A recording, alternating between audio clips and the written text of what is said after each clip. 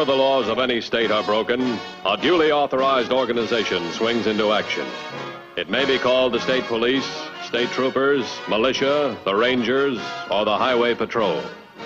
These are the stories of the men whose training, skill, and courage have enforced and preserved our state laws.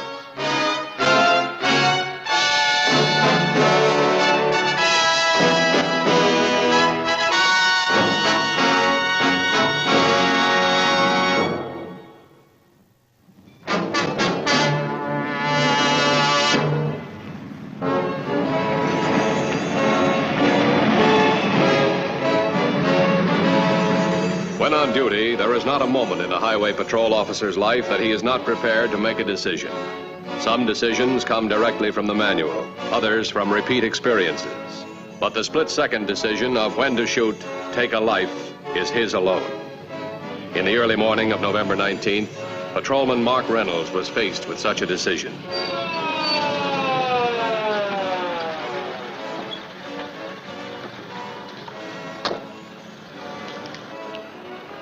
Let me see your driver's license. Long time no see, Copper. Get out of that car. Now, is that any way for a highway patrolman to talk?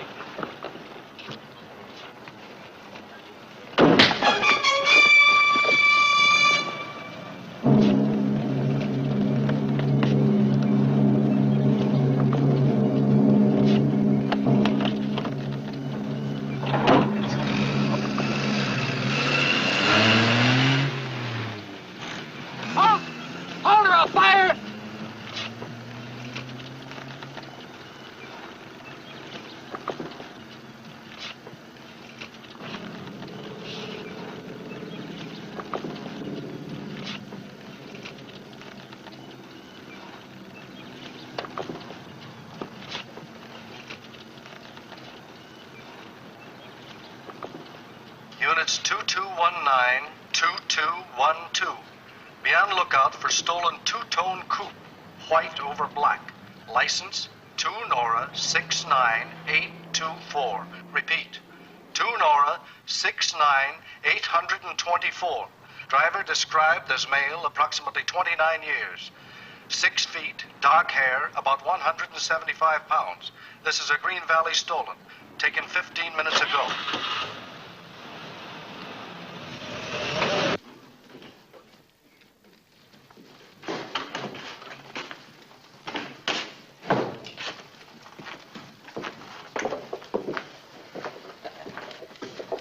Hi, Mark. What's the matter? Is the graveyard shift catching up with you?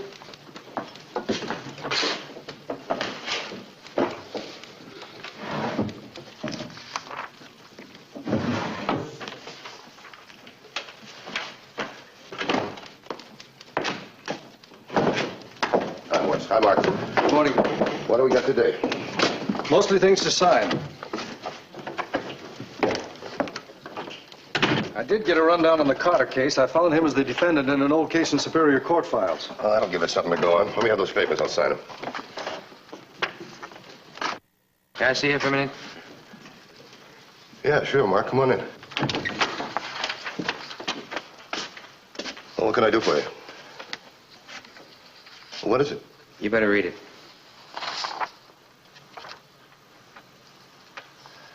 Oh. All right, I'll sign these papers later. Sit down, Mark.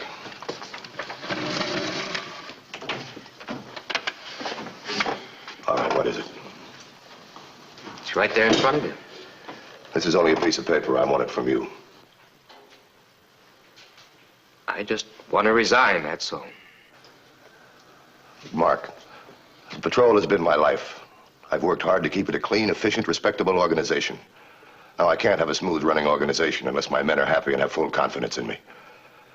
I wouldn't have a man in the department I couldn't back to the hilt. I've never been let down, so I can't see why we can't straighten this out now. Try me.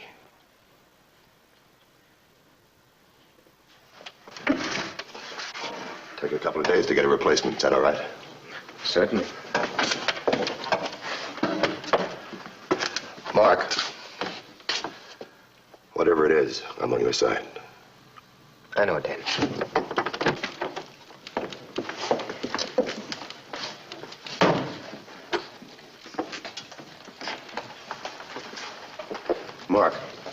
I'm snowed under. Will you stop at Superior Court and pick up the Carter file? I think he was a plaintiff a few years back. Sure, Dan. I'll swing by there on the way home.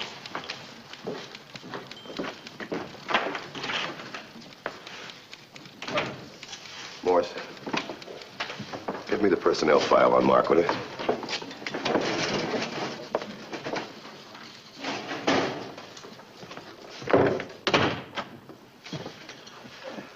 Read it to me.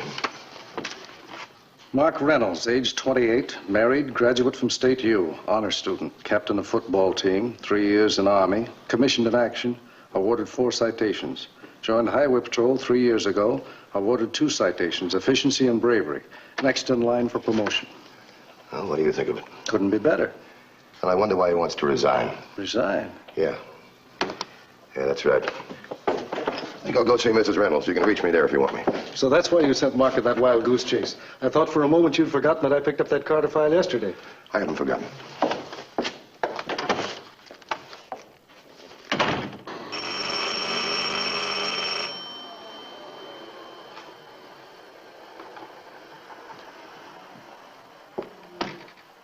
Mr. Matthews, this is a surprise. And may I come in? Of course.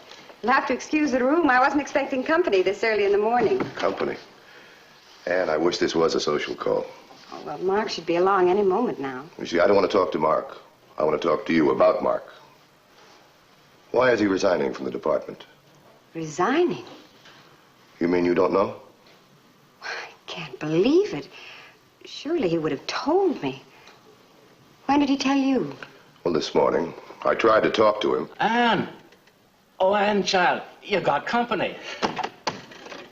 It's Mark's father. He's had a couple of strokes, and, well, I think you'll understand. Of course.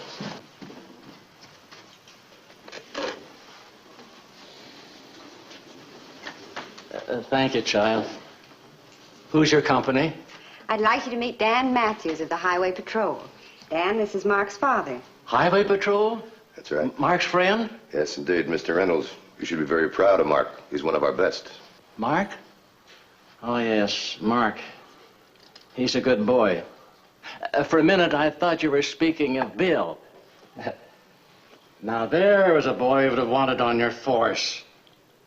When it came to drive and ambition, Bill was way ahead. He always wanted to see the world, to be a success. He wanted to live. Mark, well, he just stuck to safe things. College, a job. He didn't have the adventure in him. Let me show you. And will you get his medals?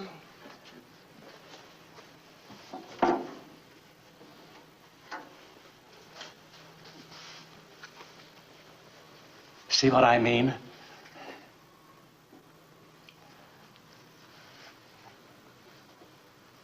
When he was alive, he lived. Mr. Reynolds, we'd have been very proud to have Bill in the department. Dad, I think it's about time for your medicine. Will you excuse us? Certainly. Excuse me. Hello? Oh, yes, he is. Just a moment. It's for you. Oh, thank you. Hello? Oh, hello, Sheriff Winters. How are you? You what? Oh, that's fine. Did you check it? What's the name? Oh, John Bennett. Did you check the prints, too? Okay, fine. I'll be right over.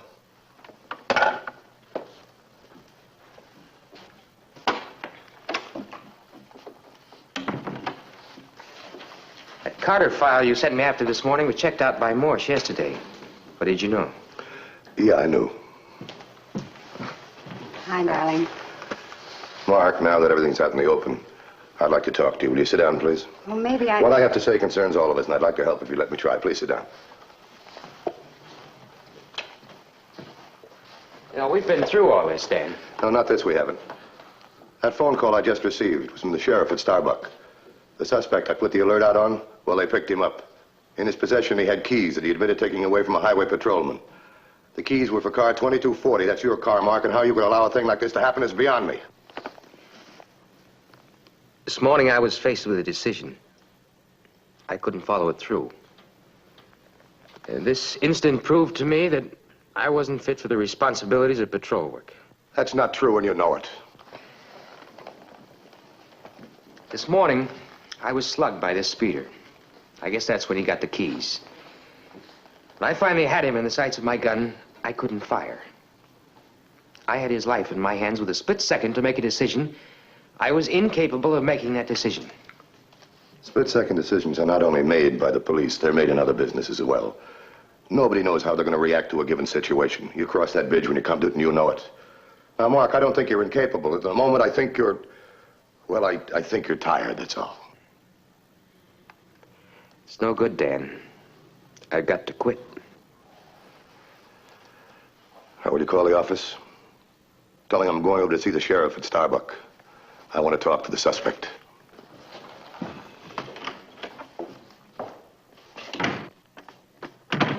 Dan, this just came in. Jailbreak and shooting at the Starbucks Sheriff's Office. John Bennett escaped and is armed. He was last seen driving a light green sedan headed west on 36. No license number given. All right, have 2218 stop all traffic at the intersection of 36 and 10. Have 2220 throw up a roadblock on 61, 2 miles off 36. I'm going to Starbuck.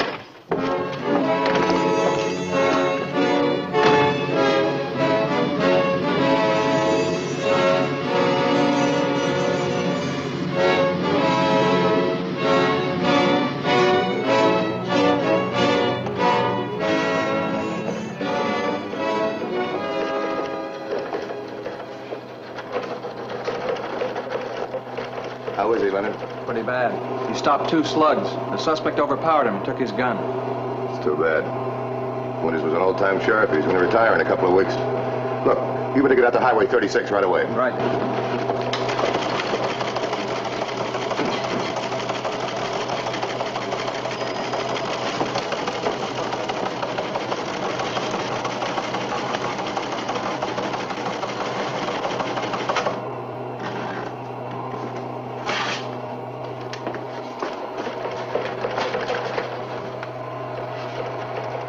Get me Highway Patrol headquarters right away, will you? Morse, it's Matthews. Get in touch with Mark Reynolds. Have him get to my office right away. I'm coming right in.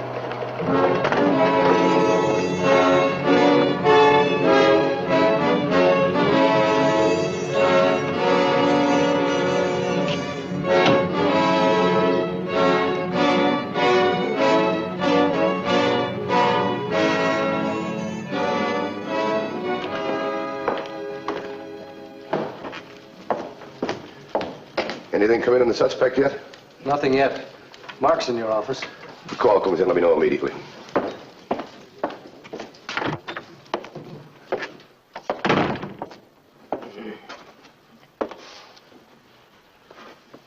Mark, your brother Bill Reynolds just shot the sheriff at Starbuck and escaped.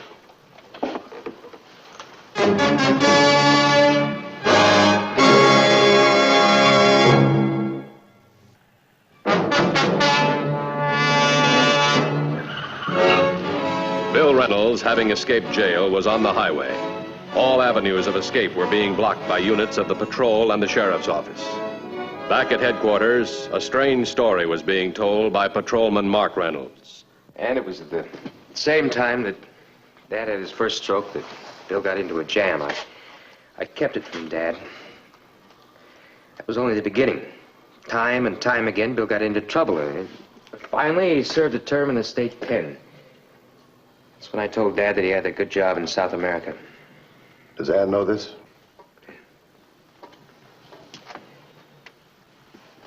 And when Dad had his second stroke, we figured that he didn't have much time. The war came along. Bill managed to pardon to join the Army. Right off, he tries an Army payroll job, and he ends up in a military prison for 15 years. Dad got worse. Now, Bill's escaped. Dad's very much alive.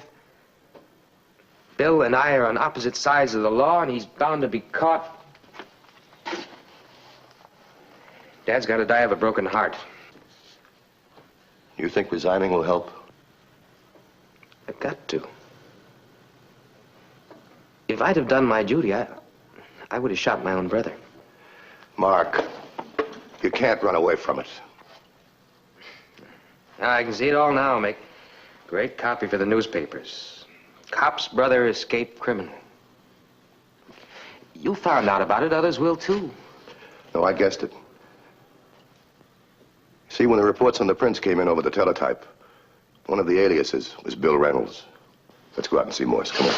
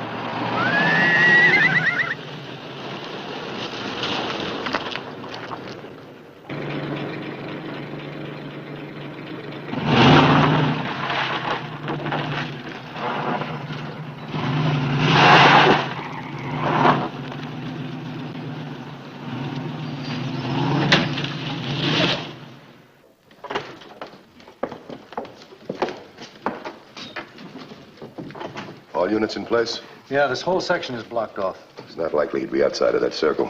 But I'd like 50 extra men to help me prove it. Mark, I want you to stick with me.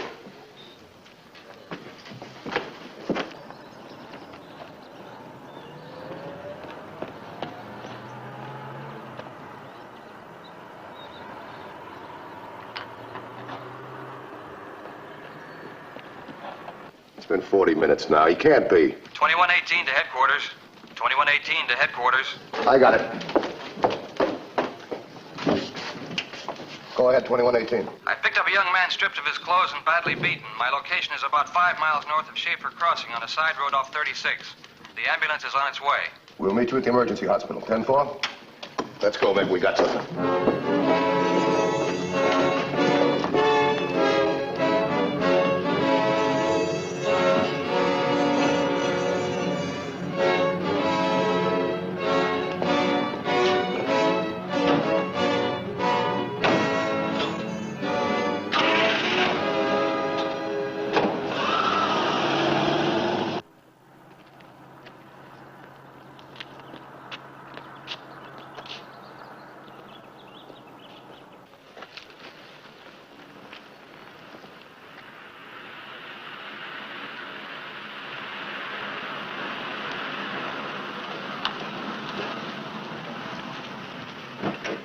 Boat as far as 103? Sure am. Hop right in, boy. Thanks, Pop.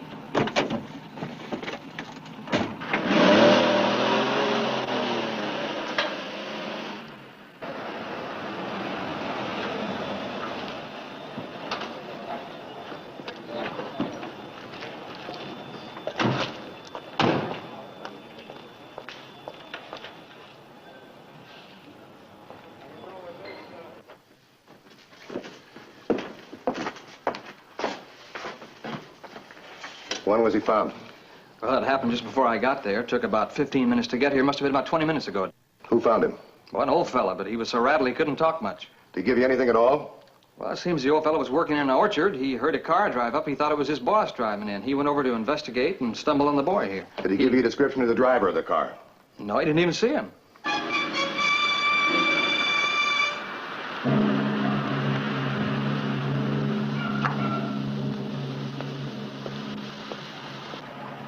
Good afternoon. Where are you gentlemen from? I'm from Green Valley, doing a bit of surveying over on Clark Road. Well, what's up, officers? Little trouble here. We're ordered to stop all cars. How about you, sailor? I'm on my way back to the base. I gotta be back by tomorrow morning. This man was nice enough to give me a lift. Got your Liberty card? Sure. All right, go ahead.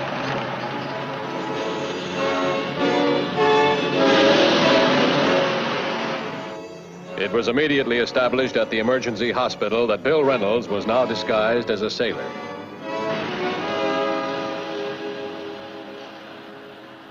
Get this thing moving, Pop. Look, son, I'm doing 30 miles right now. It's as fast as I ever go. You better get going faster if you want to live. All right, all right. Come on, flatten that out. All right, all right. Good. Attention all units. Attention all units. This is 2150. Suspect now believed to be dressed as a Navy man, so hold all Navy personnel. 2218 to 2150. 2218 to 2150. 2150, go ahead. Suspect just passed through roadblock here just a few minutes ago. He was dressed as a Navy seaman. In a station wagon headed north on 10. Tail him. I'll be in contact. 10-4.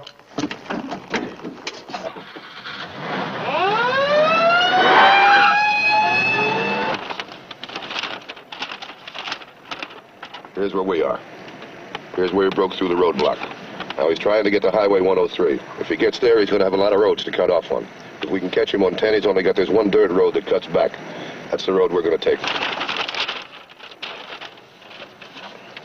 2150 to 2212. Established a roadblock at the intersections of Highways 103 and 10. Suspect headed north on 10. He's traveling in a 1954 station wagon. Dressed as a seaman. Use caution, he's armed.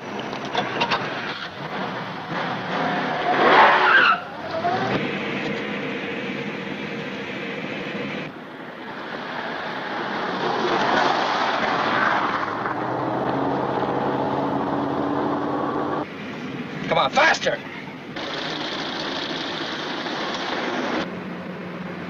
There's our boy.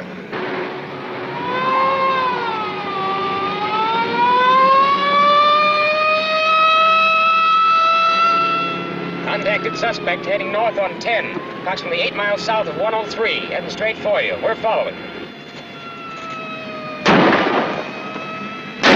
Hey, these boys are playing for keeps. I better ease up. The old man will have a better chance. We'll let the boys up in front take care of them.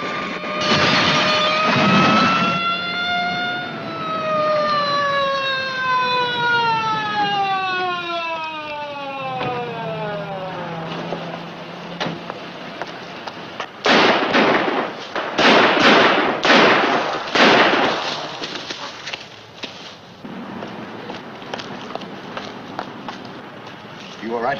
I don't know.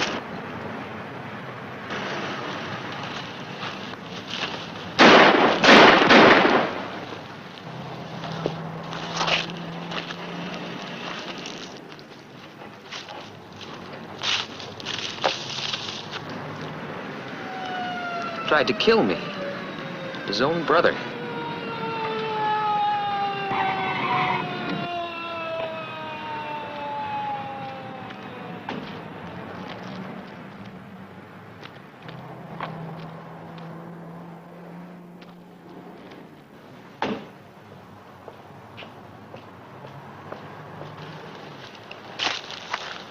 That him?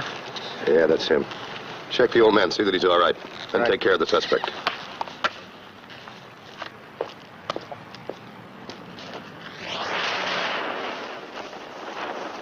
Feel better? All right, Mark, you can wrap it up. When you get the highway cleaned up, drive back in with Blake. I'm going in to make a report. Report? Yeah, on the suspect. What's his name again? John Bennett. It slipped my mind for a minute.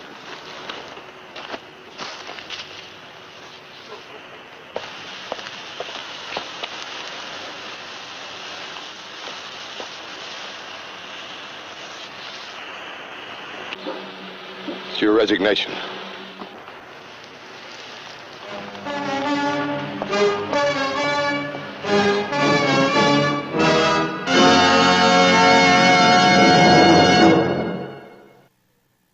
The Highway Patrol story next week is a very unusual one. We hope you'll be with us. Until then, remember, the clowns at the circus, they're real funny. But on the highway, they're murder. This is Roderick Crawford saying, see you next week.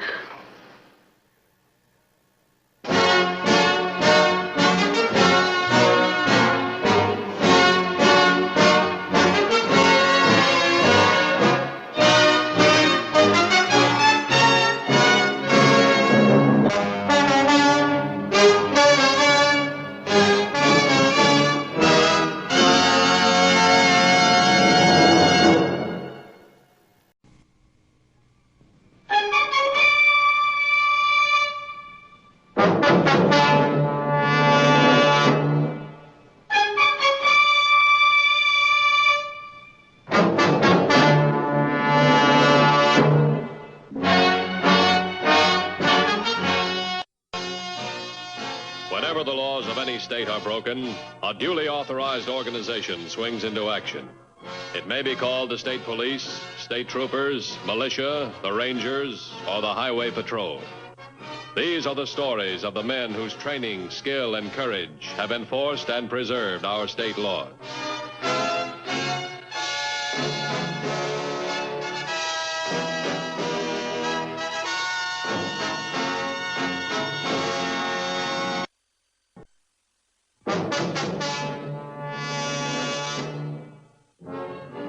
Through bitter experience, the Highway Patrol has learned that the kidnapper is one of the most vicious of all modern criminals. His crime is a carefully premeditated act, planned and performed in utter violation of law and human decency. But every kidnapper is faced with the same three problems: concealing the victim, collecting the ransom, and eluding the men assigned to track him down. Herb, this is Matthews. What'd you get off that ransom note? Oh, that's a big help. Now, time's running short. We'll have to work with what we got. Thanks. I'll talk to you later. Mrs. Watts just called. She and her husband have decided to pay the ransom without any help from us. Now, what's that mean? They don't want us to set any traps. We've got the plan all set. We've gone over it 100 times. They said they'd rather pay the ransom than insure their son's life. $50,000. That's a good premium for bad insurance. We've been having a rough time of it. It's hard to explain that to them. Yeah, that's the trouble with the kidnapping case. The parents suffer as much as the victims. You're never sure you're doing the right thing. What can we do? I don't know. I'm going to try and change their minds. If I don't, they're liable to lose their money and their son.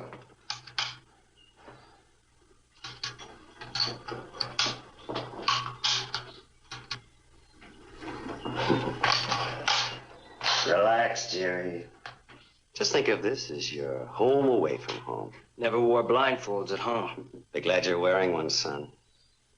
It's keeping you alive. I'll bet it is. As long as you can't see us, we don't have to kill you. It's as simple as that. Supposing my father refuses to pay the ransom, then what? You pay, kid. Your old man can afford it. Your father should be delivering the money to our man in 40 minutes. Say another couple of hours for our man to meet us here. You'll be free as a bird again. I wonder about that. No reason for us to harm you, son. This is purely a business deal between your father and us. Hey, someone's coming. What's that badge he's wearing? Game warden. Wouldn't you know he'd show up now? On time. What? On time. We gotta play this straight.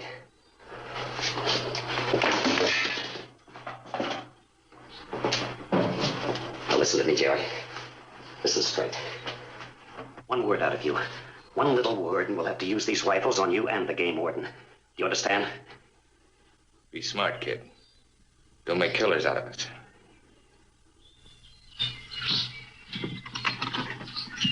Howdy. Hi. What can I do for you? Well, I'm sorry to bother you fellas. Well, we have our hunting licenses, if that's what's bothering you. You mind? Not at all. Come on in. Morning, gentlemen. The warden would like to see our hunting licenses. Oh, sure thing. It's okay for us to stay here a while, isn't it? It's all right with me. This shack's been deserted for years. Well, where's your license, Sam? I haven't any. He's not doing any shooting. He's just tagging along for the outing. Well, you're liable to ruin those nice clothes, boy. Real tenderfoot, this nephew of ours. Dresses like one, too. Well, don't let him lead you astray, son. Nice shooting, gentlemen.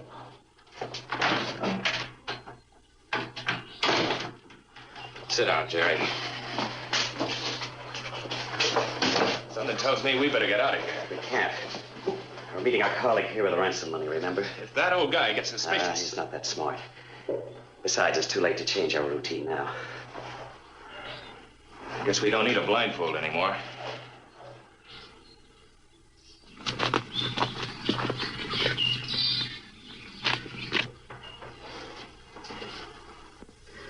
If you're gonna kill me, why don't you do it and get it over with?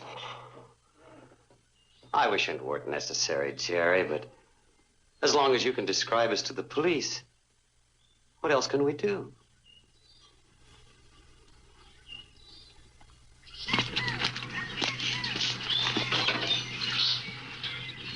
Operator, get me the highway patrol. I wish you'd settle down. You're making our guests nervous. Well, I'm not enjoying this any more than he is. Why don't we get the job done? Not yet. Why not? Suppose somebody else wanders by like that game warden. How do we explain a dead body? Well, nobody's going to be wandering and another thing. Before we commit any murders, let's be sure we got the ransom money. Your father's no fool, is he, Jerry? He's not going to pay up until he has proof you're still alive. So we are going to have to keep you alive. For a little while, anyway.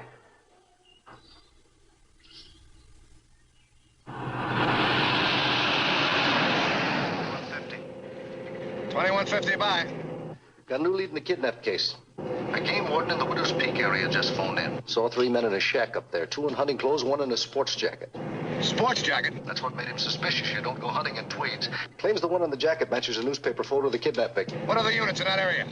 2217. Have him check it out. Get back to me as soon as possible. Right. You going on to the Watts home? No. That lead you gave might be something. I'll meet you back at headquarters. 10-4? 10-4.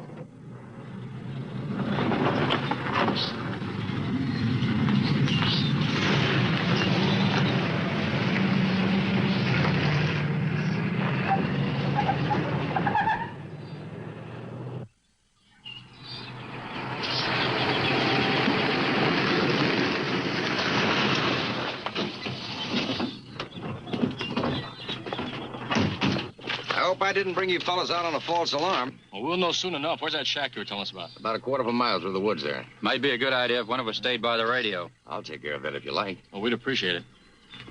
Good luck.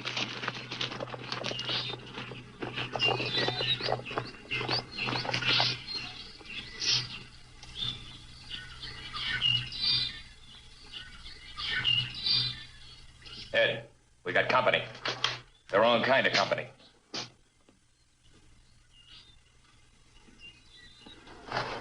What do we do? We're hunters, remember that. We're up here hunting deer, no matter what. What about the kid? They're bound to ask him. Help! Kidnappers!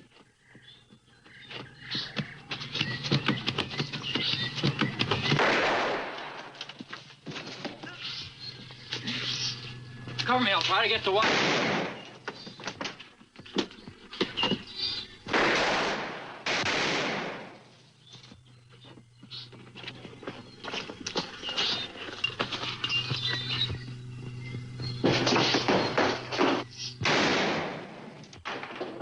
The leg. The lousy cop's got more luck than brains. Let's take a look at it. Get one blast at him. Just one good blast. This will stop the bleeding. Oh! It's okay, I said. Look, you've only got 2 legs. And the way things are, you're going to need both of them in good condition. Well, it's a good thing that cop was a lousy shot. It could have been worse. Don't kid yourself. It may get worse. The leg? Everything.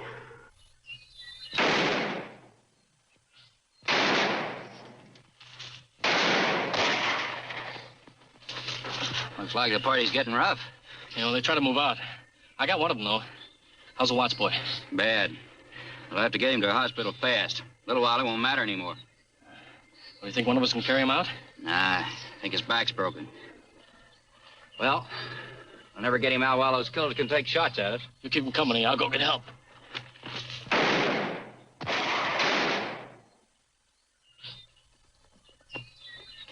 Within minutes, the call from Unit 2217 was received at headquarters some 200 miles away and reported immediately to the head of the Highway Patrol.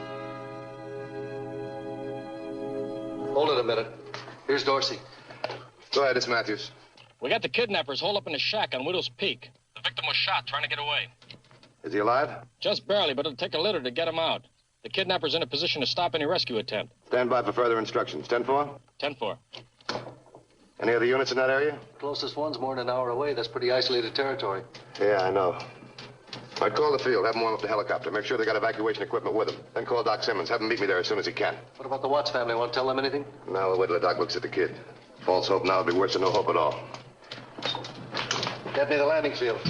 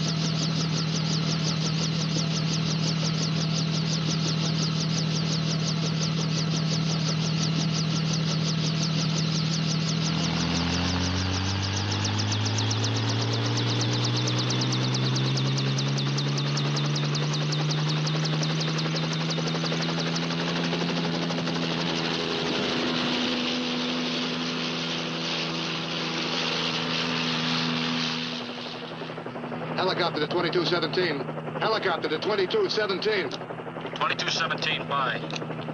We're on our way to Widow's Peak with the doctor and evacuation equipment. Give us your exact 1020. We're about 2 miles beyond the north end of the Sunrise Turnpike.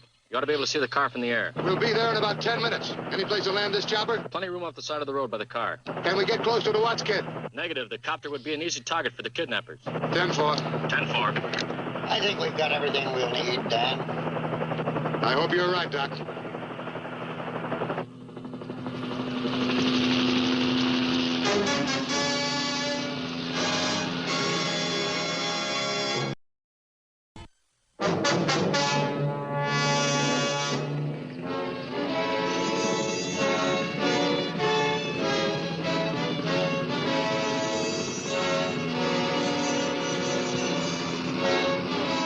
The stalemate at Widow's Peak was unchanged when the Highway Patrol helicopter arrived at the scene. It was obvious that the copter offered the fastest means of rescuing Jerry Watts, but it also presented a perfect target for the kidnappers. It would take time, too much time, to force the kidnappers out of that shack, and the boy was closer to death with every passing second. His condition had to be determined before any rescue plans could be made. Where are they? Down there about a quarter of a mile behind the trees of the woods. How's the kid? Is he all right? He's pretty bad. All right, let's go. I'll pick up the litter.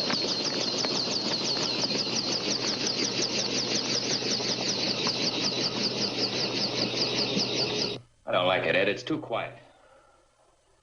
Where'd they land that copter? Did you see it? Over there on the other side of those trees. Won't do them any good over there. If they bring it over here, it won't do them any good either. We'll make sure of that.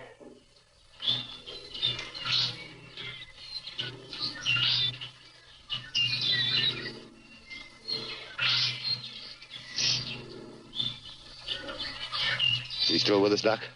Not for long. We've got to get him out of here, Dan, and fast. Fastest way is to get him out in the helicopter. One slip, and we may kill this boy. His spine, although not directly hit, was almost severed. If we're not careful, we may finish the job. Yeah, I guess you're right. Maybe you could tell them what we're going to do. Ask for a truce and save Jerry's life. Doc, will you please use your head? They kidnapped the boy, hold him for $50,000 ransom, put a bullet in him. You can't make deals with men like that. Well, what use is he to them now? What are they to gain from killing him? They're not going to be shooting at young Watts. They're going to be shooting at the helicopter, and that's not a hard target to miss. Well, we can't let him die here. It's worth their trying, isn't it? All right, the least they can say is no. All right, you men get him on the litter.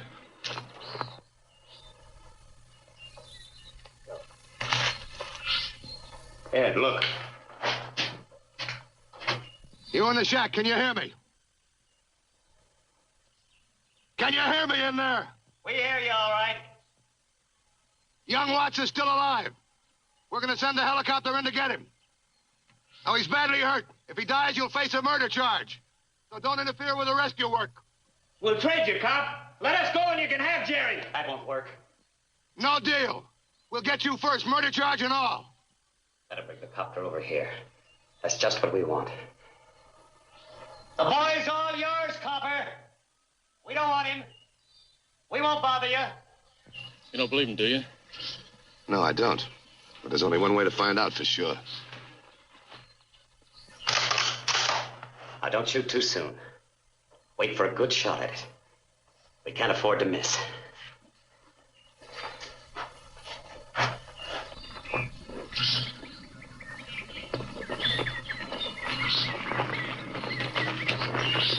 Let's see if we can get the kid out in the chopper. Come on, let's go. You stay here.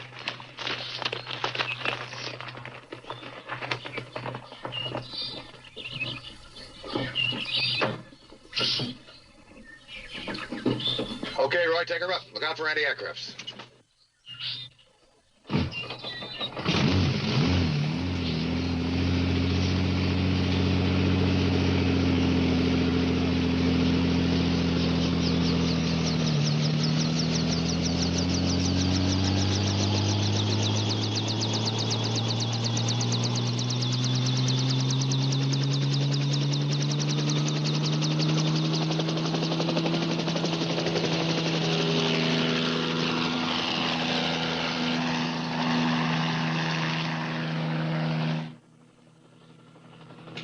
Here comes baby.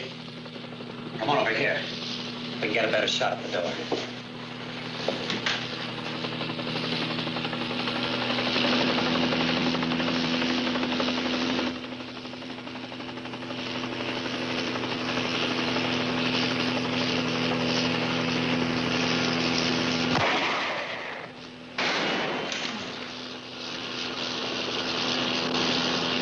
I told you to wait.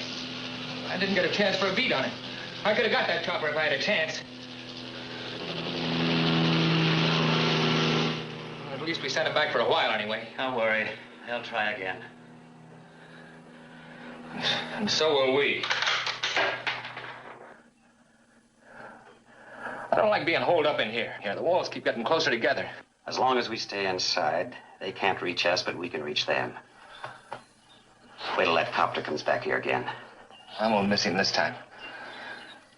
They're liable to have the whole force up here by now. They don't have time.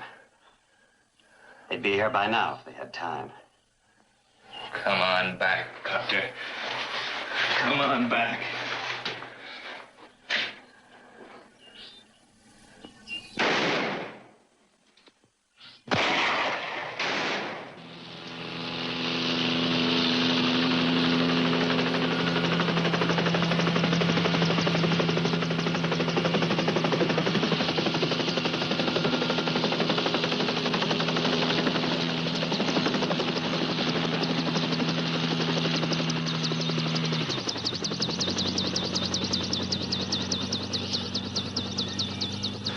We're not going to get that kid out there unless we get the kidnappers first. I've ordered tear gas. I don't know how soon we'll get here. You think we ought to smoke them out, set fire to the shack? At this time of the year, I wouldn't advise that. Well, the warden's right. We burn out the whole area. Get on the horn. Call headquarters. Have them get in touch with the Watts family. Tell them to go through the ransom plan exactly as we outlined it. Tell them we got the boy. He's very badly hurt, but he's still alive, and the plan won't affect his safety a bit. Have you got that? Right. A bit. Go on. The warden. Yes, sir. Did you get a look at that shack? I sure did. How's it built? Well, it's just a wooden shack. Nobody's bothered with it for years. Is it sturdy? No, I don't think so. It's in pretty bad shape. The roof leaks, the beams are rotten. About all it's good for is hobos and kidnappers. If we got on the roof, could they take a shot at us? Well, I hardly think so. The roof's a blind spot. But can you get there from here? I don't know. We could try. Do you want to help? Sure do, but I don't know whether I'm qualified for roof climbing. We got something that is. Come on.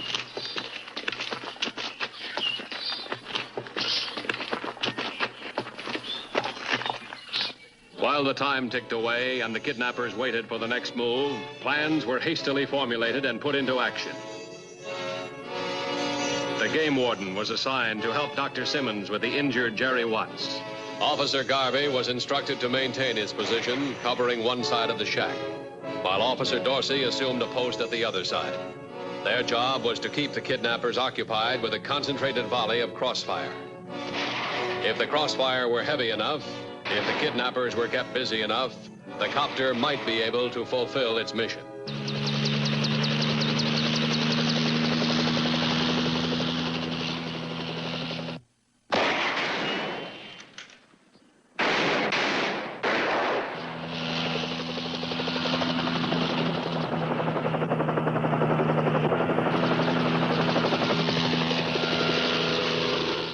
Ed, it's on this side. Come on.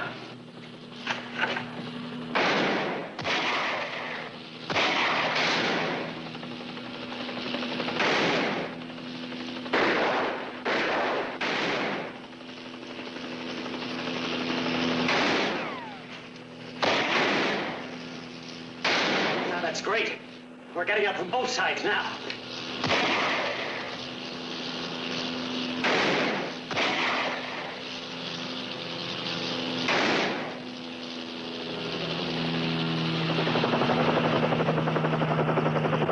So far, so good, Roy. We're practically on top of the shack.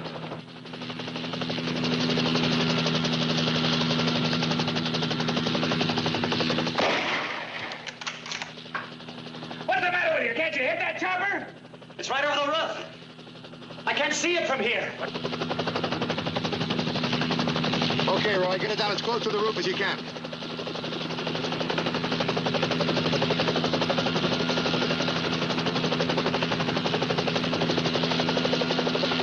Can you see it from your side?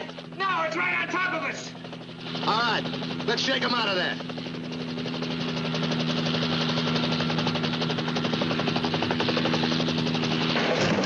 They're trying to cave in the roof.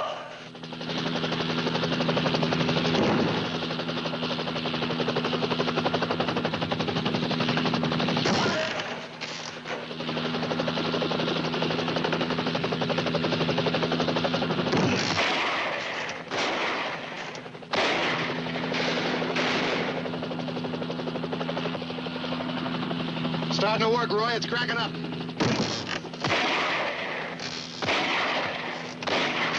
Cut it out. We need every shot we can hold on to. What for? What are we gonna need them for? They're gonna crush us like a couple of beetles.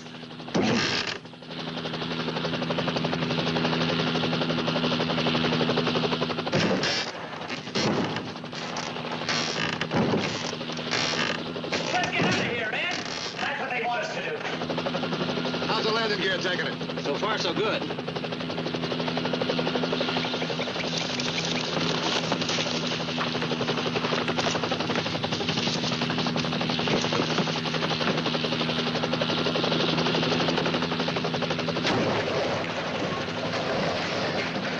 All right, boys, nice fire. Now. Drop the rifle. Stand behind your head. That did it, Roy.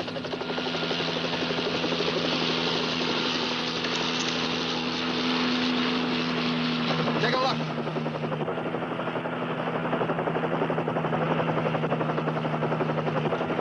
Helicopter to headquarters. Come in, copter. The kidnappers are in custody. How'd the ransom plan work out? We picked up their contact man about 5 minutes ago. Good. We'll have Watts back to the landing strip in about 15 minutes. Have an ambulance waiting for him. 10-4? 10-4. Let's pick up the Watts kid, Roy.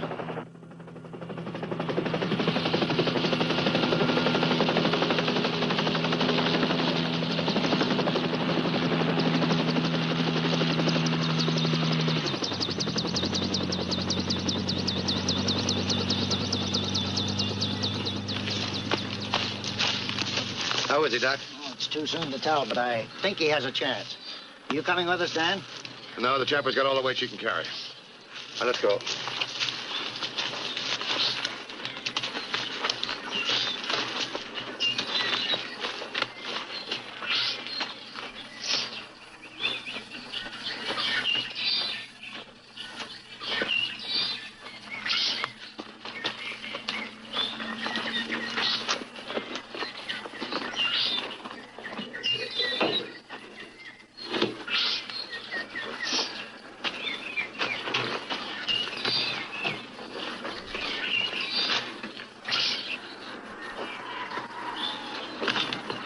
Yeah, Doc. Thanks very much. Bye, Dan. Bye. It's all yours, Roy.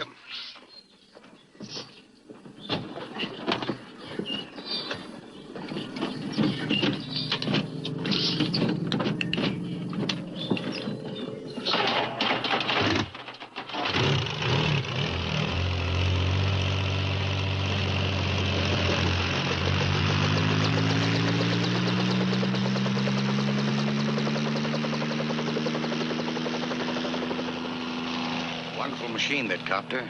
A real instrument of mercy, I'd call it. I'll bet the kidnapper's got a couple of other names for it. Come on, let's go.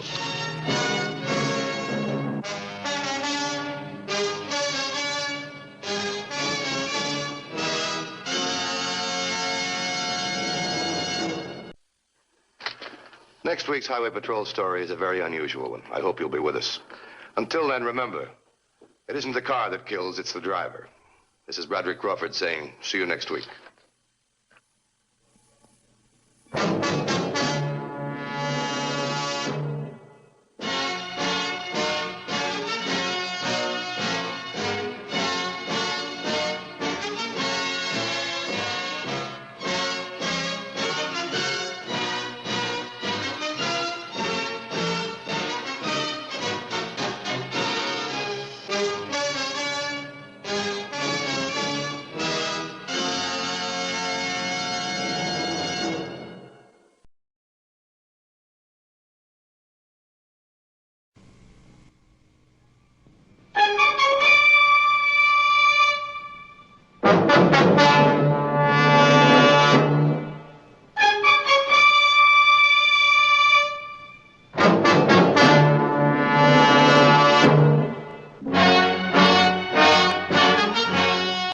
Whenever the laws of any state are broken, a duly authorized organization swings into action.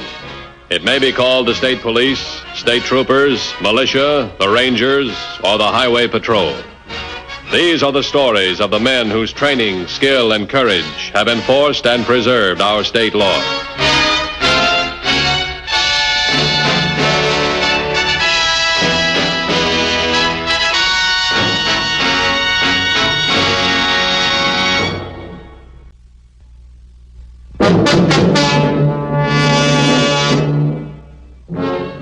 One of the meanest crimes encountered by police agencies in their day-to-day enforcement of the law is that of the protection racket.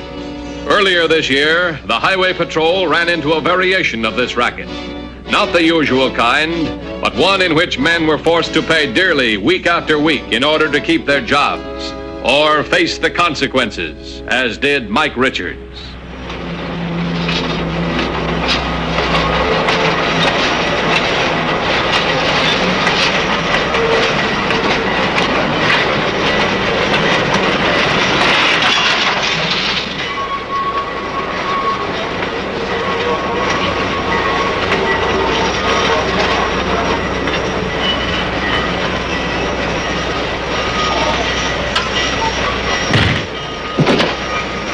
What are you doing out alone, Ray? Where's your keeper? That's right, Mike. Talk through your teeth while you still got him. Let's go. You're not stupid enough to use that here in broad daylight. Try me. Guess you are that stupid.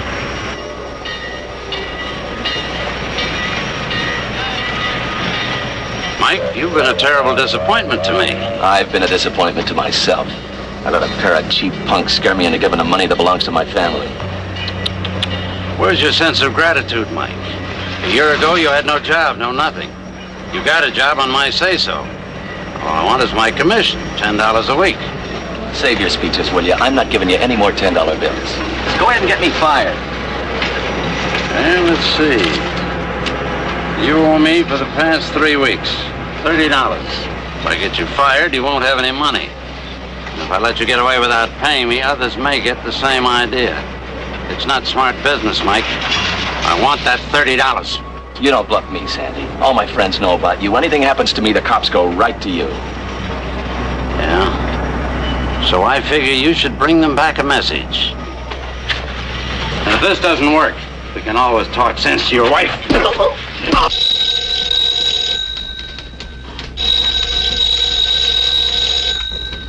Highway Patrol, Williams? Uh-huh. All right, thank you. We'll be right over. This is Williams. Contact Dan Matthews. Have him meet me at the freight yards. Tell him it's urgent. I've had some trouble over there. One of the workers has been pretty badly beaten. Okay, thanks.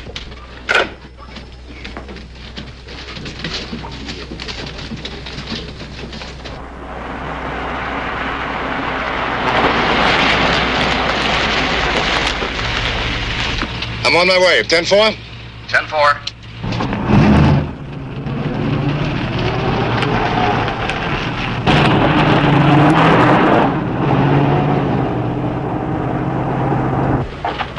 What's up? You got a job to fill. Mike won't be around. You took care of his complaints? I always do, Louis. I always do.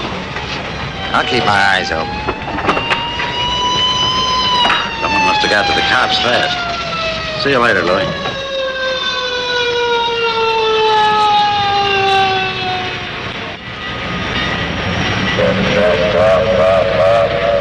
$3016 to headquarters. Headquarters by? Just leaving the freight yard. One of the workers here has been pretty badly beaten. His name is Mike Richards. 2150 and I are heading for the hospital now. Would you contact his wife? She lives at 62 Center Avenue. Tell her husband's being taken to the hospital and ask her to meet us there. 10-4? 10-4.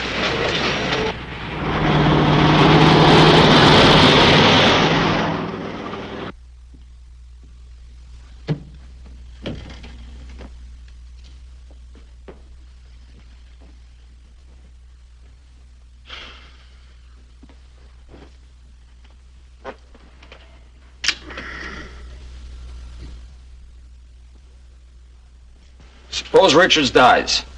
Well, that's just one less guy to shoot off his mouth. They're gonna be asking an awful lot of questions at the freight yard. I know. That's why we got the foreman working for us, to take care of things in an emergency.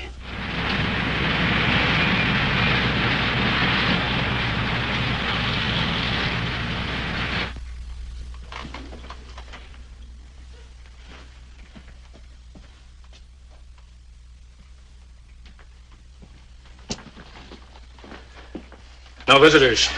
Yeah, I know. I just talked to the doctor. The beating was the work of professionals.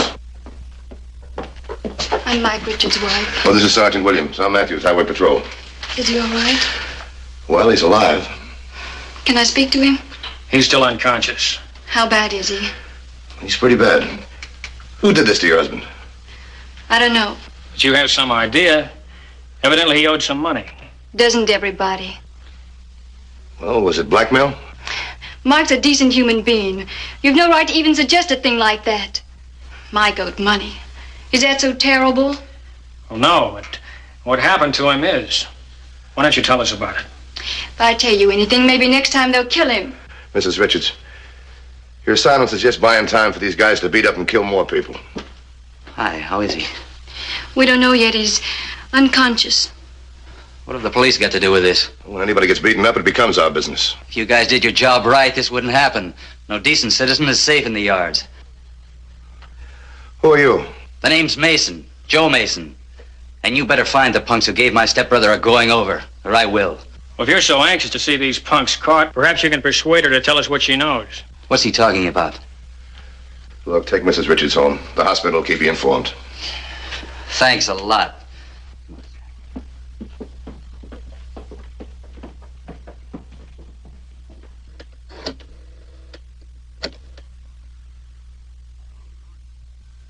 Hello, Thornton. This is Sandy. Yeah, what can I do for you? You're short a member of your crew, Mike Richards. Get a replacement. He had an accident. An accident, huh? You mean you slugged him? It was necessary to remind him of a debt. I just want to make sure there's no slip-ups in case the police ask questions. Listen, I'm in deep enough as it is. Every guy in my crew is paying you money. What do I get out of it? You don't have to pay for protection. Don't forget that. And remember, no slip-ups. 10-4. Headquarters wasn't able to get much on Richards. He's been at the yards for about a year. Wasn't much for making friends. Well, he must owe somebody some money, but for what? Look, get me a list of everybody Richards worked with in the past couple of years. I want the whole rundown of his bank account, his style of living, the whole thing. I'll get on it. If you want me, I'll be at the yards.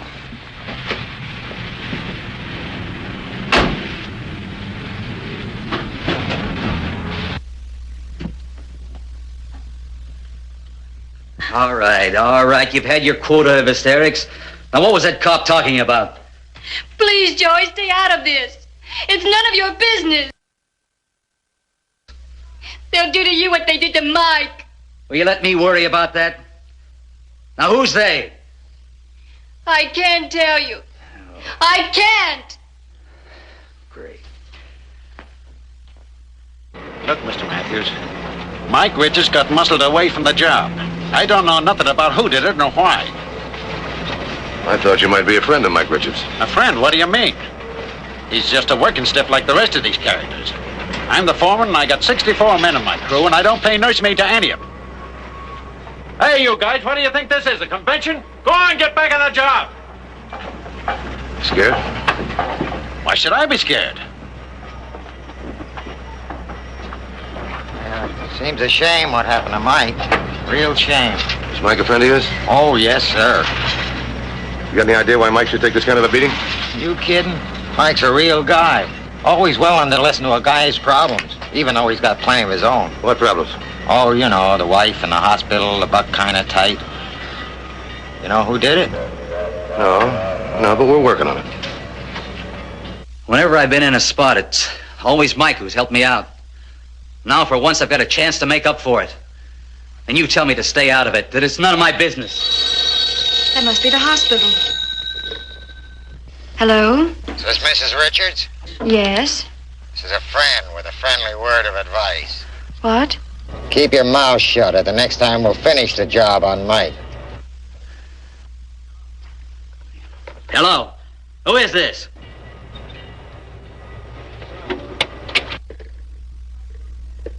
Sounded like Louis. Who's Louis? He works at the yards. Does he have anything to do with Mike's getting beaten up? Well, does he? Answer me. Please, Joey. No, what did he say? Told me to keep my mouth shut. Or next time they finish Mike. All right, you keep your mouth shut. You behave. Don't worry. Don't talk to anybody. But that doesn't stop me from nosing around. They never connect me with Mike Richards. No, Joey, no.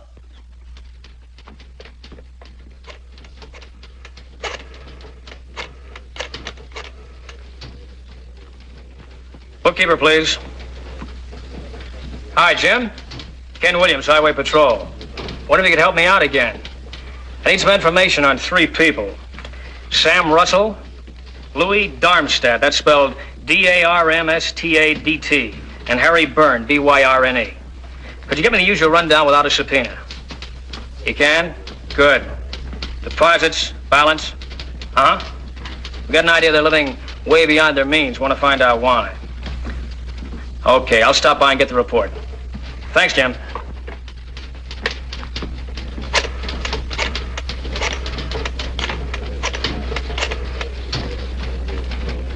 Bookkeeper, please.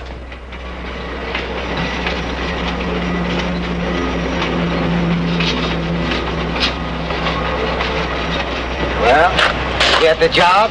You talking to me? Hey, take the chip off. I saw you and Thornton putting your heads together. I thought maybe you got the job. I hired somebody this morning. Tough luck. Got any other leads? No. Heard about a guy getting hurt. Thought maybe I could fill in for him. I need that job. Need any job. Hey, wait a minute. What? No point in looking for a job at lunchtime. I'm Louis Darmstadt. Here, go on, take it. There's more than enough here for both of us. Well, you can't argue with a free sandwich. My name's Mason. Joe Mason. No dough, eh? Who wants to listen to my troubles? You probably got enough of your own. No, go ahead. Maybe I know somebody who can help you.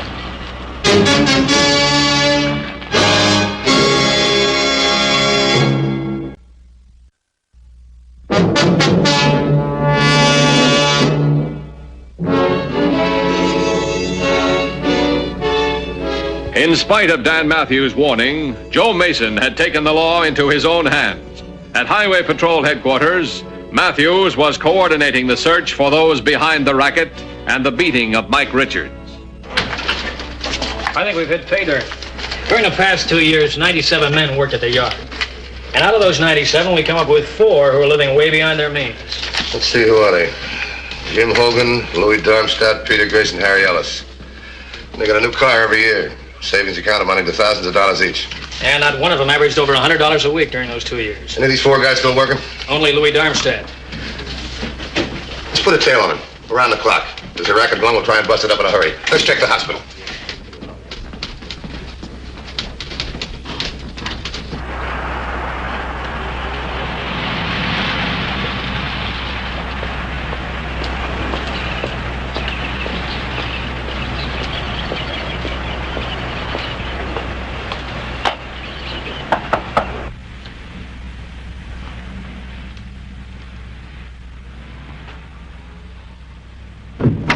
I'm Joe Mason. Oh, yeah. It's Joe Mason, Sandy. Hello, Joe. Hi. Louis phoned me about you. Said you had some trouble. Yeah. Police? Oh, no, nothing like that. Have a seat. It's my mother. I'm the only support she's got. She's real sick. Doctor says she needs an operation. Well, that makes it tough. How much do you need? Right now, about $100.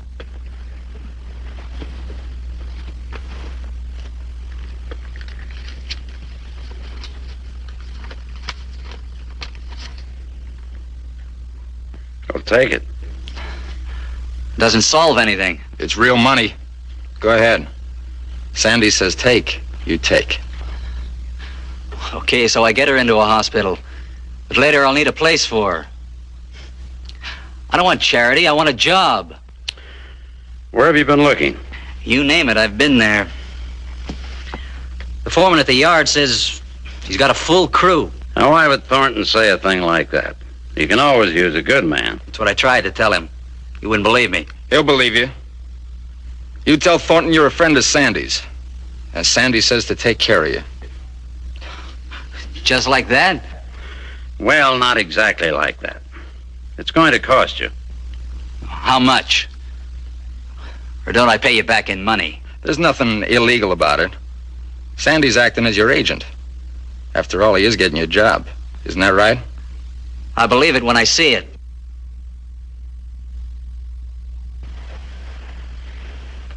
Okay, how much? My usual agent's fee, $10 a week, as long as you stay at the yard. $10 a week? I'm sorry, I thought you were desperately in need of a job. Okay, it's a deal. Now, just to show you what a nice guy I am, the first week is on the house. Thanks. I come here to make my payments? No, just give it to Louis. He'll give it to me. Suppose I should miss my payments. You're Joe Mason. You're a friend of Louis'. I've met you. We know where to find you. We're a big organization. There's no place you can run to hide, not even the cops. Does that answer your question? Yes. Yes, it does. I hope your mother gets to feel better. Thanks. I'll go see the foreman again.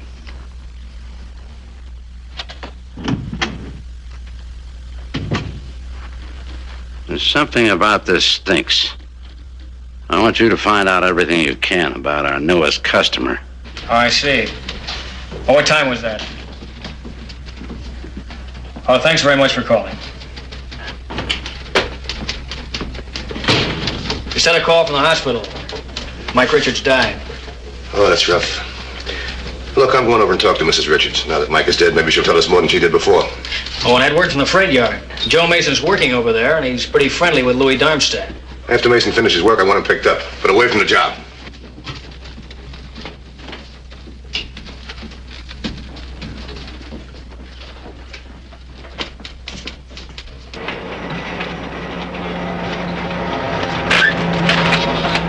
Joe Mason's a plant. A phony. His mother's been dead for 10 years, and he's related to Mike Richards. Do you think he's working with the cops? Well, maybe. But if he is, he hasn't had a chance to tell them anything he knows. Get him out of the yard quietly and bring him to the apartment.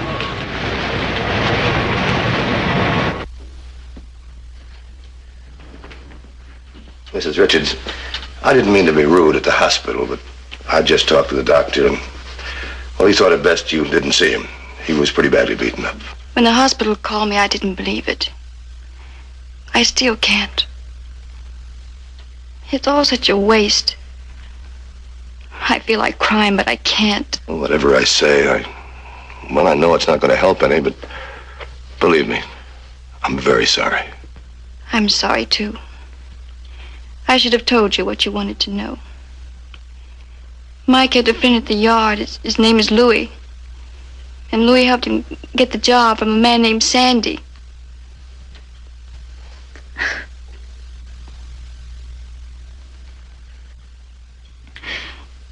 And Mike also said that Sandy had an apartment near the yard, and an assistant by the name of Ray.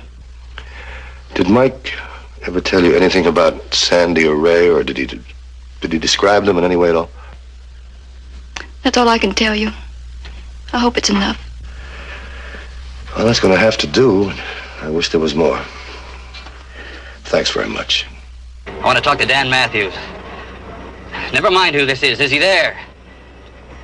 Well, when do you expect him? It's okay, Mom.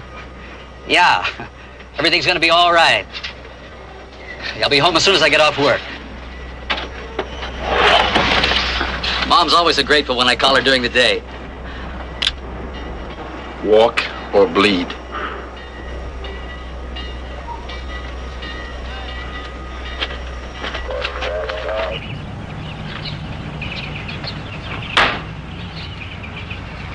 $21.50 to 3016. 3016 by. I've been trying to reach you. Joe Mason's disappeared from the freight yard. What about Louis Darmstadt? He was gone, but he's back now. Pick him up. I'll meet you at the yard. 10-4? 10-4.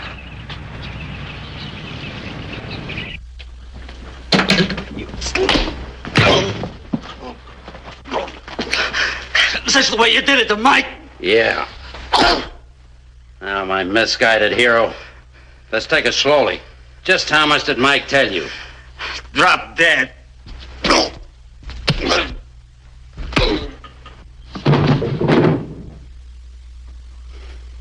I want to talk to Louis. He brought this stool pigeon in. Let's get him out to the car. He's going with us.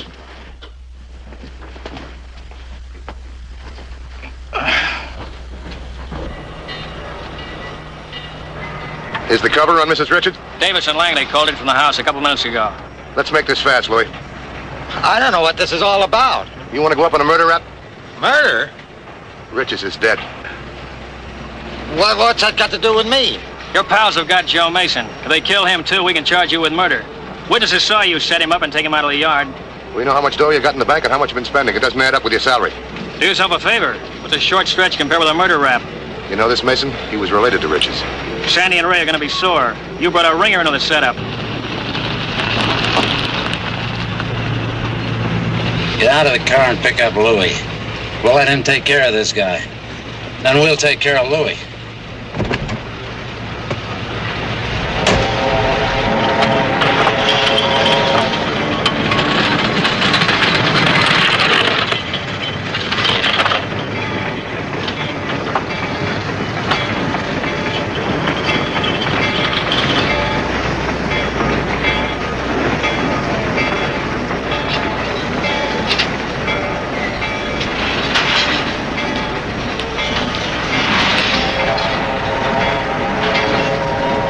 For the first time in your life, you're being smart. Where are the records?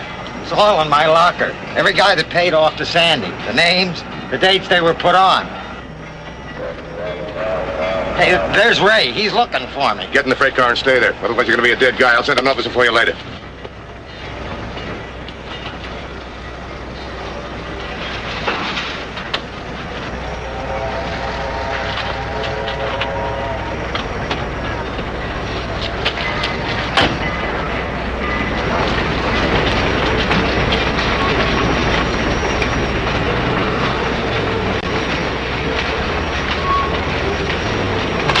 Come on.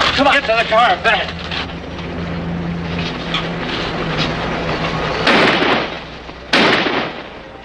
Let's go.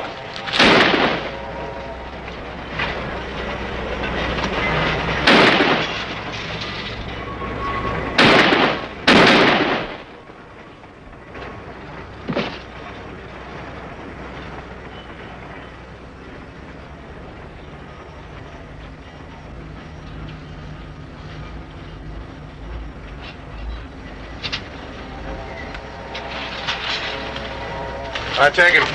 Okay, put your hands up there.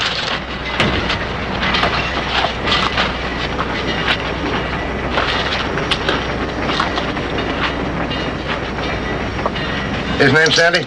Yeah. Where's Mason? In the car. Where? All right, move.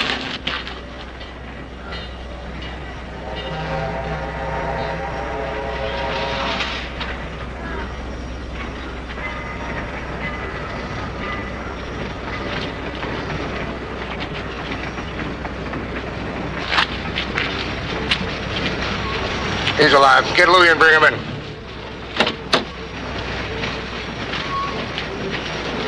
You got them, huh? Where's the other one? Dead. Well, that evens up the score. If the police were as bad as you said we were, you'd be dead too. I'm sorry. Yeah, sure, I'll bet. I wish I had your luck. Come on, move. You too.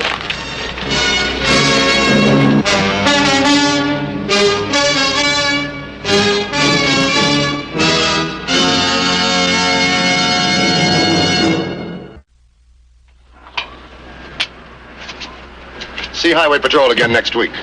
Until then, remember, if you care to drive, drive with care. This is Bradley Crawford saying, see you next week.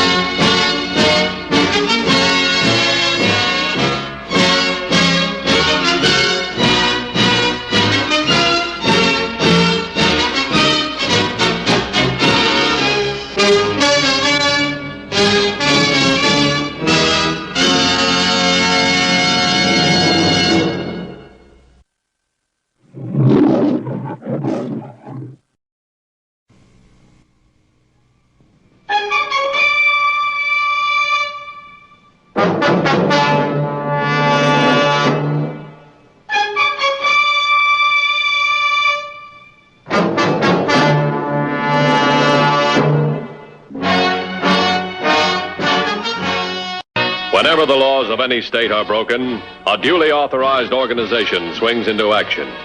It may be called the state police, state troopers, militia, the rangers, or the highway patrol. These are the stories of the men whose training, skill, and courage have enforced and preserved our state laws.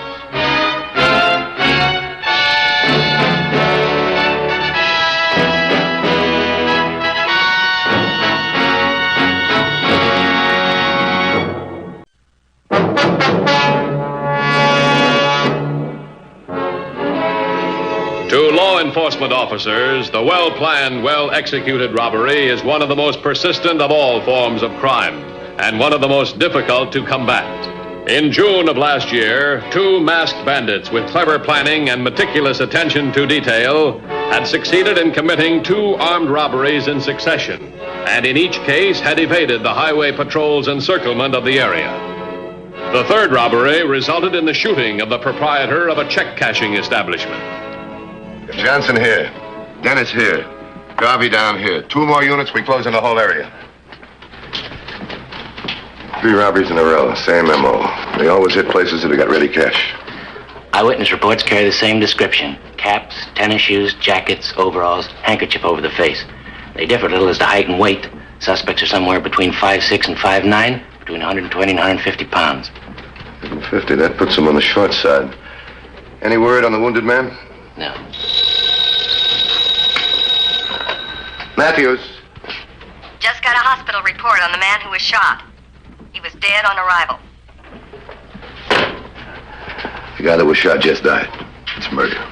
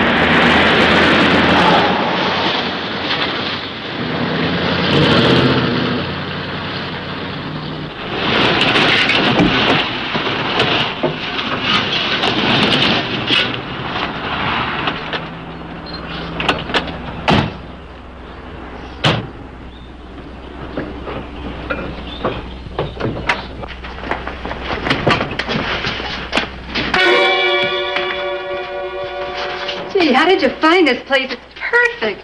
Yeah, it is, isn't it? Gives us a good chance to change back to women's clothes before we hit those roadblocks.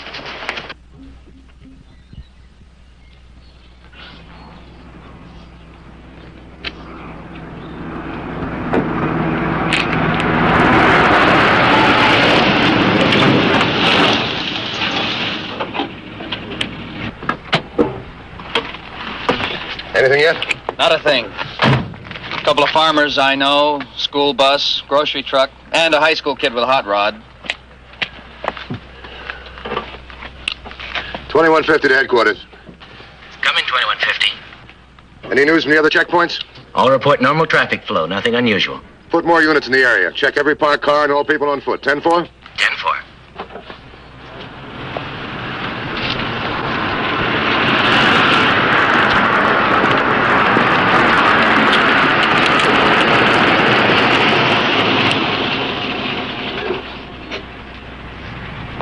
My goodness, officer, what's going on? Just a routine investigation, miss. We're checking all cars. Oh, you're looking for some criminals then? Did either of you two ladies see a car going at high speed or a car stop anywhere with two men in it? No, we didn't. My, isn't this exciting? Do you mind if we stay around and watch? I'm afraid you can't stay here, miss. You'll have to move on.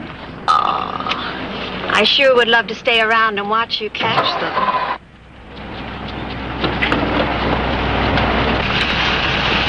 How's the guy that was shot? He died.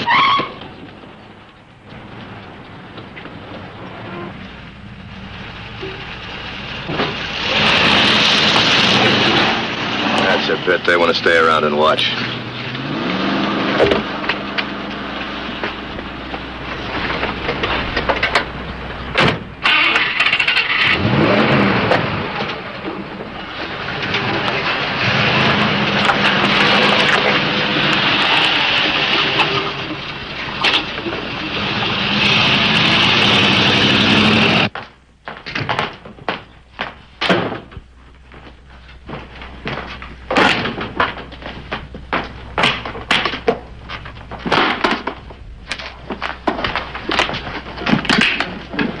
We really hit the jackpot this time.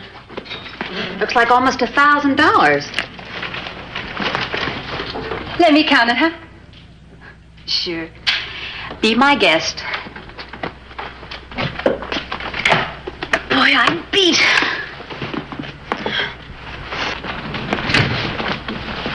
I want 2 units to check these factories at lunch hour. Check all men applying for work. Get me a record of all men who've gone home sick. How about a list of the men that showed up late this morning? That's a good idea. There's only 2 factories in this roadblock area. That's our best lead. Well, what do you think, Sal? Pretty good morning's work, that's what I think. Nearly 500 apiece. Not bad. Boy, you really have things figured out, Sally. We wouldn't last 10 minutes if I didn't. I get a big kick going through those roadblocks. Works just like I said it would. They're looking for 2 men. They're gonna go right on looking for 2 men. You know, it's not just robbery anymore if we're caught. Look, we both knew somebody was gonna get hurt if we kept on. Just happened a little sooner than we expected, that's all. Boy, he dropped like a rock. Now they're gonna want us for murder. Don't worry. Did you ever hear of anybody executing a good-looking woman? Clean getaway. We had everything locked up tight. Every single person that went through that roadblock checked out. They didn't get through. What did he do? Disappear into thin air? Well, they're still inside. They've got to be. We had everything covered. They probably split up. We checked every guy by himself. What's your idea? Lunch. That waiter. Let's look him over real good. It's got to be right under our nose. Well, at least you and I can alibi each other. We were both right here when the job was pulled. Boy, I sure would like to use some of this money and get some nice clothes. Nothing doing. We stick to under $50 dresses. Let's not attract attention. What are you doing with those? We're going to do another job this afternoon. Another one of those check cashing places. The one near the Morton factory? Yeah, that's right. Boy, that ought to be a great haul. Look, Peg, I know you're in this for kicks. But do me a favor, huh? Watch the gun this time. Don't be so quick with it. Sure, I'm in it for kicks. But the money's great, too. Don't get sore. We're different, that's all. You're not doing this for the same reason I am. You think that lawyer can get Charlie out? He said it would take money. Well, I'm getting it. One way or another, I'll get him out. I know how you feel. I couldn't stand it if my guy was in the pen. After this one, we take a vacation. Vacation? Why, Sally? Everything's working so great. And you just said you needed the money. I've got enough money for the lawyer. He's going to reopen the case. Maybe even get a new trial. Meanwhile, we take a vacation. We're going so good. Look, that's when you quit, Peg. This is a gamble. So far, we've been winning. Comes a time when you start to lose, and we can't afford to lose. Yes, you're right. Look, we'll lay off for a month or more. Then we can always get back to work. Maybe change the setup a little. The odds will still be in our favor. You ready? Yeah, let's go.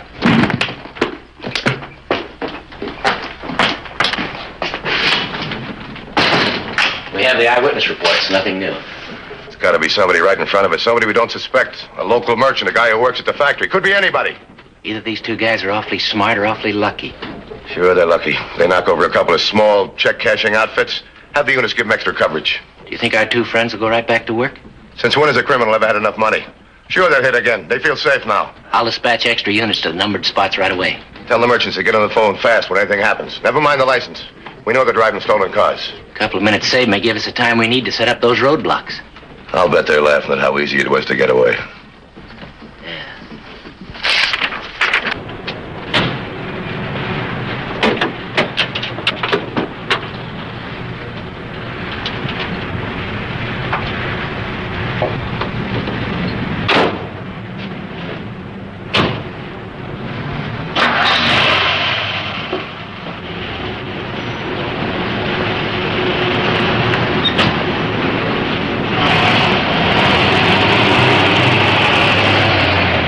Hold on, 2710. I have a call from 2710. He's holding two men, both riding motorcycles. 2710, he's at Meadowbrook intersection. Could be our suspects. Bring him in. 2710, bring in the suspects. 10-4.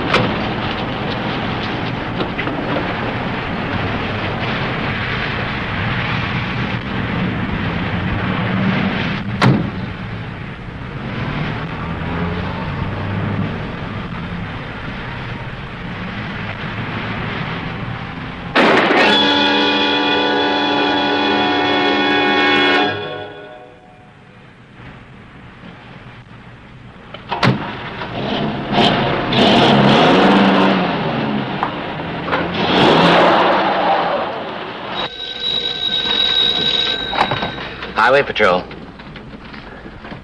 3rd and Highway 101. Thanks for calling.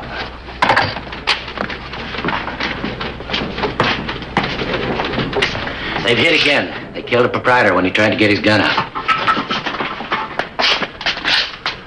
This one.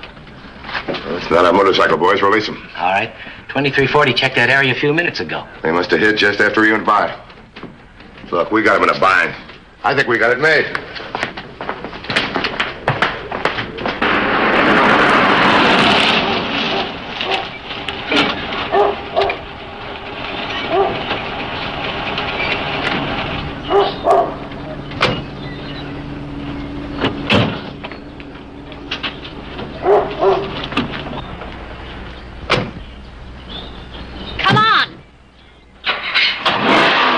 on, Peggy, come on.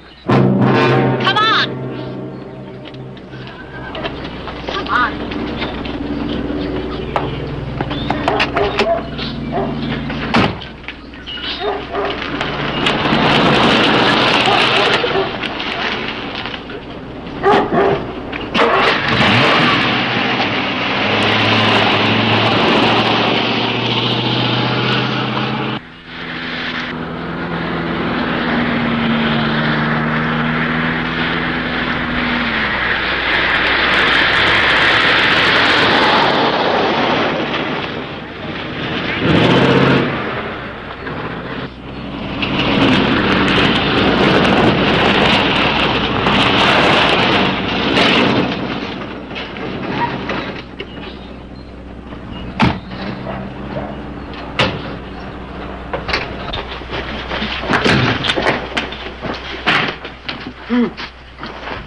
Boy, that guy thought he had us.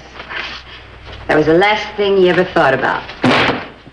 Every once in a while, you run into a hero.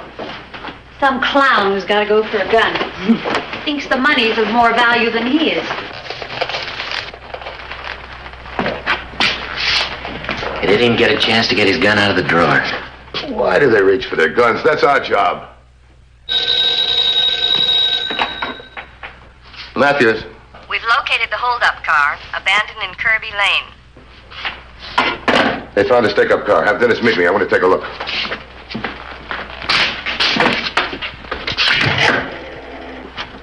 Hey, we gotta be at work in 15 minutes. Well, we're just going to have to be late for work today, that's all. Driving fast now would be like waving a red flag at that roadblock. They'll stop anything going over 35 miles an hour. We're going through that roadblock, aren't we? Sure. They're still looking for 2 men, remember?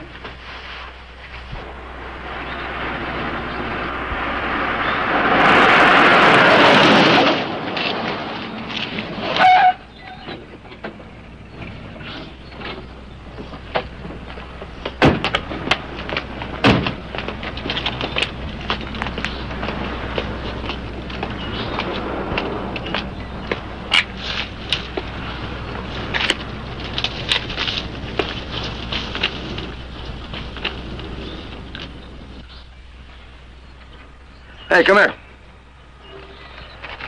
Give me a hand. What do you think? Heavy brown lead, sort of greasy.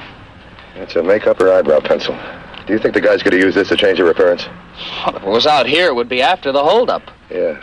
How do those descriptions go again? Overalls, sneakers, caps, handkerchief over the face, about 5'6" to 5'9", 120 to 150 pounds. 120 to 150. That could be 2 women. 2 women? Sure. And dressed the way they were, who could tell? 2 women. No wonder they got through the roadblock.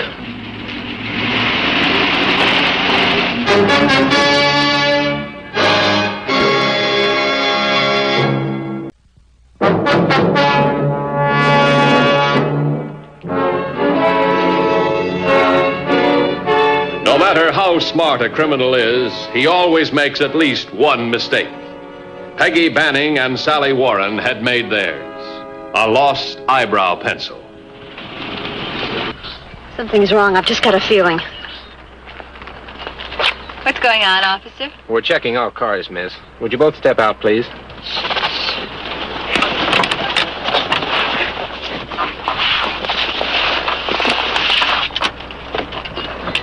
Would you open the trunk, please? What are you looking for? Headquarters to 2352. Excuse me. Headquarters to 2352. 2352, bye. Do not confine search to 2 men. Possibly 2 tall women are involved. Hold all suspects and report direct to headquarters. Well, I have a possibility here. A car with 2 tall women in it. They know. Somehow they found out. Don't worry. We're gonna be out of here in 1 minute. Get ready, Peg. Would you both get back in the car, please? Hold it right there, cop. Get his gun, Peg, quick.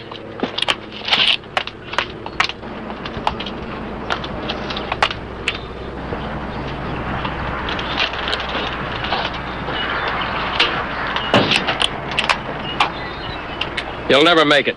Want to bet, copper?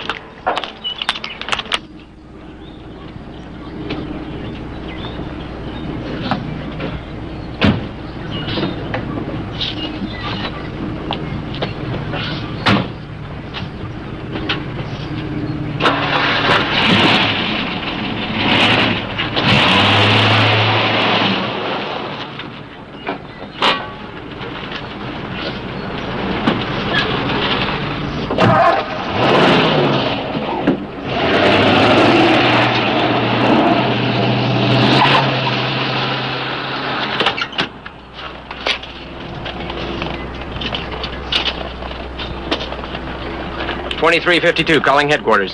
Headquarters, bye. 2 suspects disarmed me. They're heading east on Route 58. 2150 is due at your 1020. I'll have to wait for him here. 10-4. 10-4.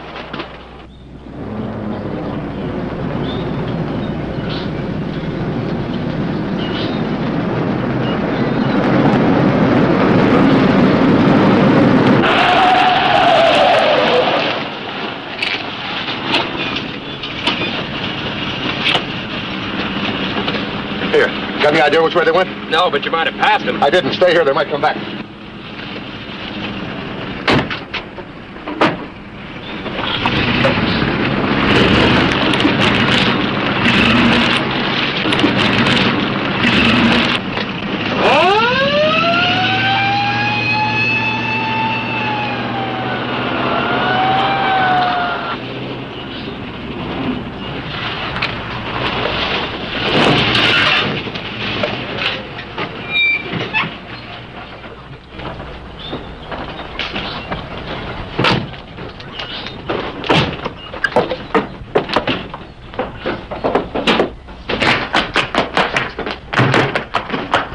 Come on, change, quick. Let's see how smart they are. For the past 2 weeks, they've been looking for 2 men. Now they know 2 women pulled the job. Let's see if they start looking for 2 men again. You can't be very far behind us. Don't give up, kid. We've got a chance. Maybe even a good chance. But the car, we can't use it. They know it. Look, we'll run down to the road. Stop any car that comes along. Knock over the driver if we have to. They won't be looking for 2 men in a car. They'll be too busy looking for 2 women.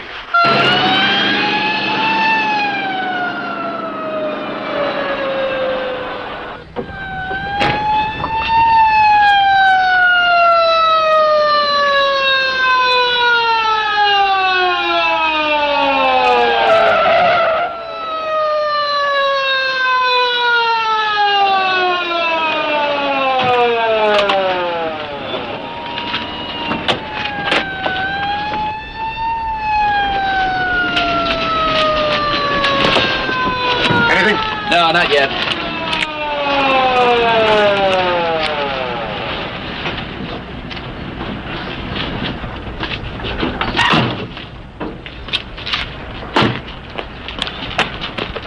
The place is crawling with cops. We'll never get out this way. We'll have to go up behind the house, behind the hill. Now we've got every road blocked in the area. They've got to be around in here someplace. What's that over there? An old abandoned house. Let's case it. Here comes one. Bull! Come on. We can get in trouble here. All right, spread out.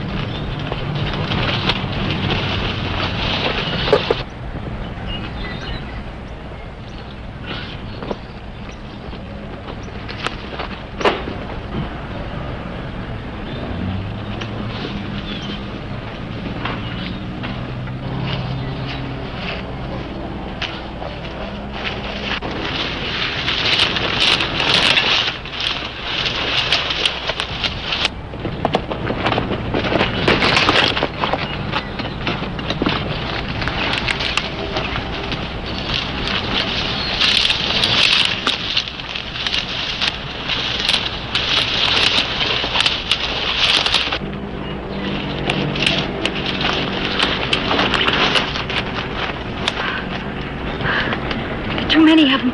I know. Look, we're never going to make it running. We'll shoot it out. No. Look, it's real thick in here. Maybe we can make them walk right by us. We'll hide. Come on, cover ourselves up with brush.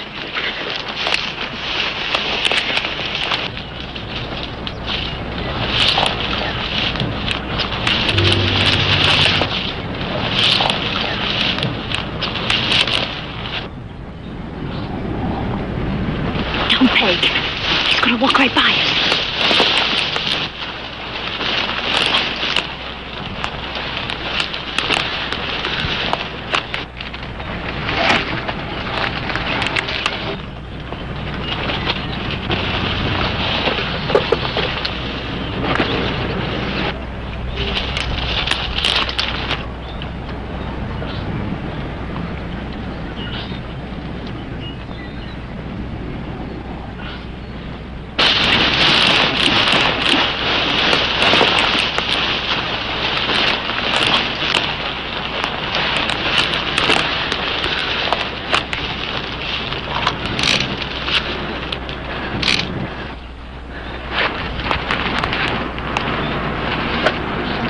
Ready? Let's go.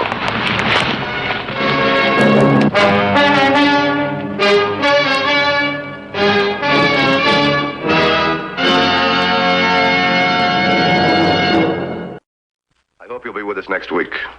Until then, remember, no matter how new, the safest device in your car is you. This is Broderick Crawford saying, see you next week.